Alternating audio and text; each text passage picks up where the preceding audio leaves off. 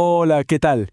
Hoy vamos a tener una clase especial, una de esas que todos deberían tomar alguna vez. Pensemos en esto como un curso intensivo, un manual de supervivencia sobre los derechos básicos que nos protegen en el trabajo. Y para empezar lanzo una pregunta al aire. ¿Realmente conocemos las reglas del juego que nos amparan en nuestro día a día laboral? Saberlo no es solo una curiosidad, es tener las herramientas para defender lo que nos corresponde. Y es que, ojo, esto va mucho más allá de un simple contrato o un sueldo a fin de mes. La idea de fondo es que los derechos laborales existen para cuidar algo tan importante como la dignidad de las personas. Son, en esencia, la base para que una relación laboral sea justa. Muy bien, este es el temario de hoy. Vamos a ver cuál es la ley principal, cómo se regula el tiempo que pasamos trabajando, de qué se compone el salario y, finalmente, las normas de seguridad. Un recorrido por los puntos esenciales. Bueno, arranquemos por el principio. ¿Cómo debe ser? En Argentina hay una ley que es como la columna vertebral de todo esto, la que pone las reglas de juego claras tanto para empleados como para empleadores. Y esa ley es esta, la Ley de Contrato de Trabajo. Su misión principal es muy clara, equilibrar la balanza. Porque, seamos sinceros, la relación laboral no siempre es pareja. Por eso la ley busca proteger a la parte que considera más débil, que es la persona que trabaja. Ahora, lo más interesante de esta ley es que no es solo una lista de artículos. Tiene lo que podríamos llamar un espíritu, una serie de principios que guían cualquier decisión. Y esos principios siempre, pero siempre buscan el bienestar del trabajador. El principio número 1, el que está en el corazón de todo, es este. El principio protectorio. Casi todo lo demás que vamos a ver nace de acá. Su nombre lo dice todo. Su misión es justamente proteger. Y este gran principio se sostiene, digamos, en tres ideas prácticas.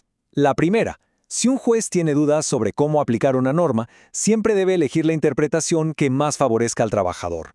La segunda, si hay varias leyes que podrían aplicarse, se usa la que traiga más beneficios. Y la tercera, que es clave, ningún contrato puede tener condiciones peores a las que ya establece la ley. Esto nos lleva a otra idea fundamental, la irrenunciabilidad. ¿Qué significa esta palabra un poco complicada? Algo muy simple. Hay derechos a los que no se puede renunciar.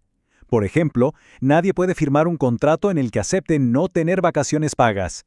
Incluso si lo firmara, ese acuerdo no tendría validez. La ley lo protege por encima de todo. Y atención con este que hoy es importantísimo.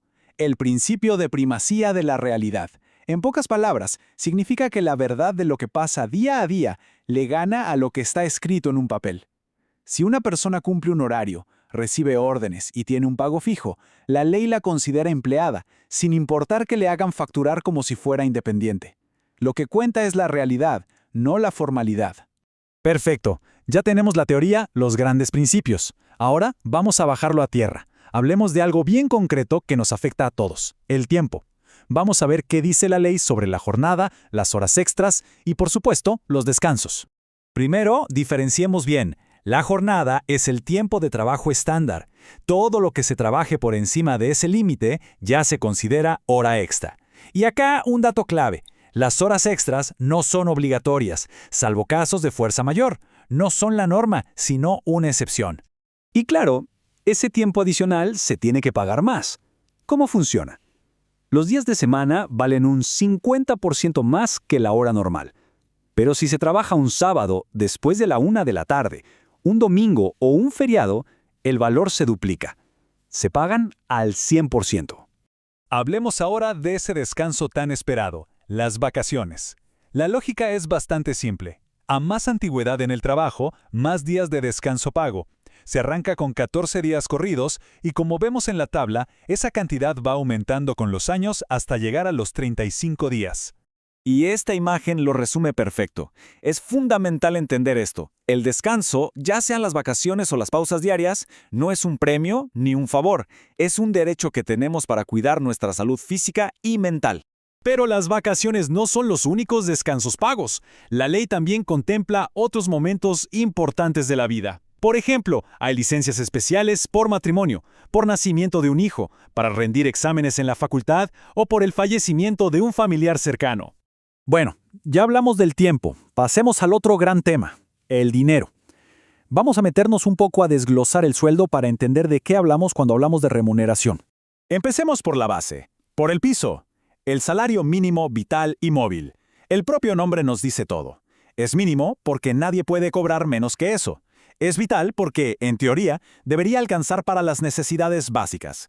Y es móvil porque se va actualizando cada cierto tiempo. Y ahora sí, hablemos del famoso aguinaldo.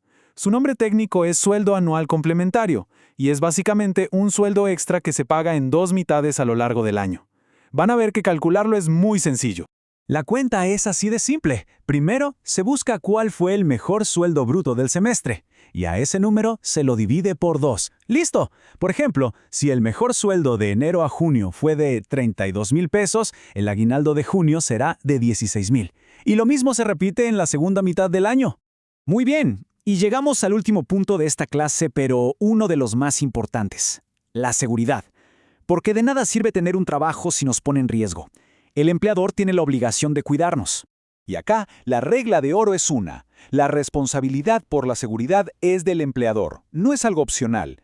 Esto significa que tiene que identificar los peligros, entregar gratis los equipos de protección necesarios, como cascos o guantes, y fundamentalmente capacitarnos para que sepamos cómo trabajar de forma segura. Para que no quede en el aire, miremos un caso bien concreto como el trabajo en el campo. Como es un sector con más riesgos, la ley es súper específica. Exige que las máquinas tengan protectores, que se entreguen equipos especiales para usar agroquímicos e incluso obliga al empleador a lavar la ropa de trabajo que estuvo en contacto con esos productos. Y con esto cerramos nuestra clase intensiva. Hemos recorrido los pilares del derecho laboral en Argentina. Toda esta información está en la ley. Pero ahora queda una pregunta final, una reflexión. ¿Estos derechos que vimos existen en la realidad de cada lugar de trabajo? Conocerlos es sin duda el primer paso para poder hacerlos valer.